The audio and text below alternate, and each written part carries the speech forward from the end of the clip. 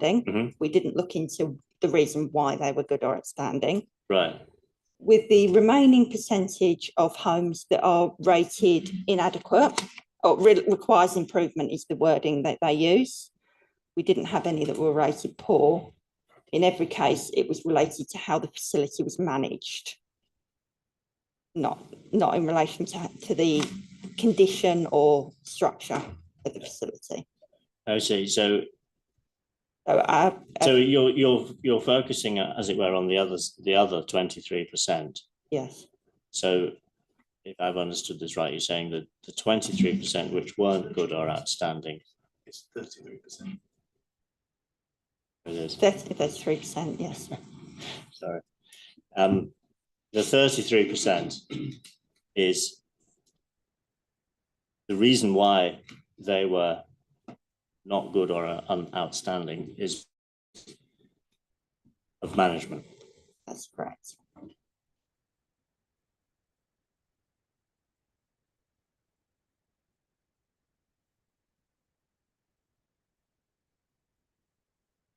See. All right. And you still at 7.2.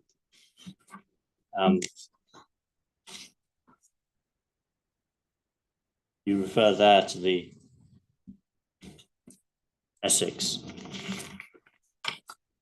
observing that fourth line of 7.2, ECC advised that for a care home to be viable long term, it requires around 95% occupancy. Is there anything more about you can say about that? It's something which Mr. Tennant, I think, objects to. I think Mr. Tennant raised the question as to whether that is established.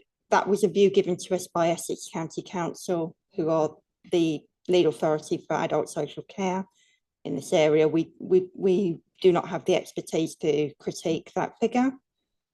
It wasn't something in its own, it fed into their conclusion that in Basildon Borough, they did not consider that there was a need for additional care homes.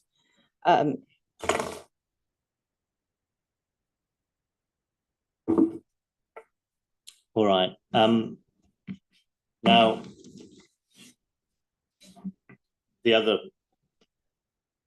aspect of this where your evidence it is contradicted by what Mr. Tennant says is he did his own survey of care homes, which appears in his Appendix 4,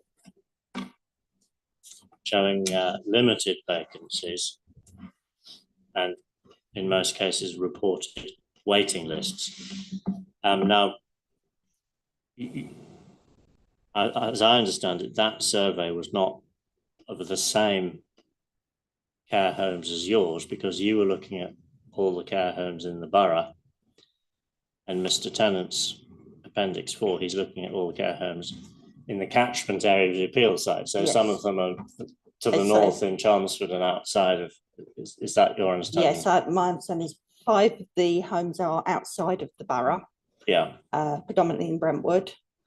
And 2 of them are facilities we would not have taken account of because they're providing for Glenroyd House and Longcroft. I think they're providing for adults with learning disabilities or mental health issues respectively, rather than with older people. They're a different type of facility. Which were those 2, sorry? That's Glenroyd House, which is adults with learning disabilities, and Longcroft, which is a residential care home, which is adults with mental health. All right.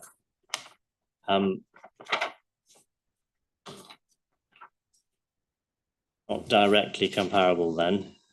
Then you deal in your evidence under Section 8, the future supply. You say 156 bed spaces. coming on stream, if you like. This is 8.5. Sorry, I didn't catch that 7 point. Sorry, no, your paragraph 8.5 in your proof, yeah. You find 156 Yes. bed spaces. I think it would be useful if we could turn to Mr. Tennant's tables 24 and 25 to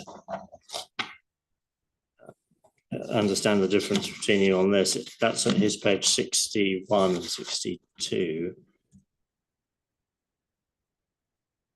So Mr. Tennant's page 61.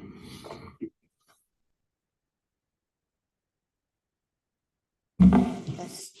So table 24.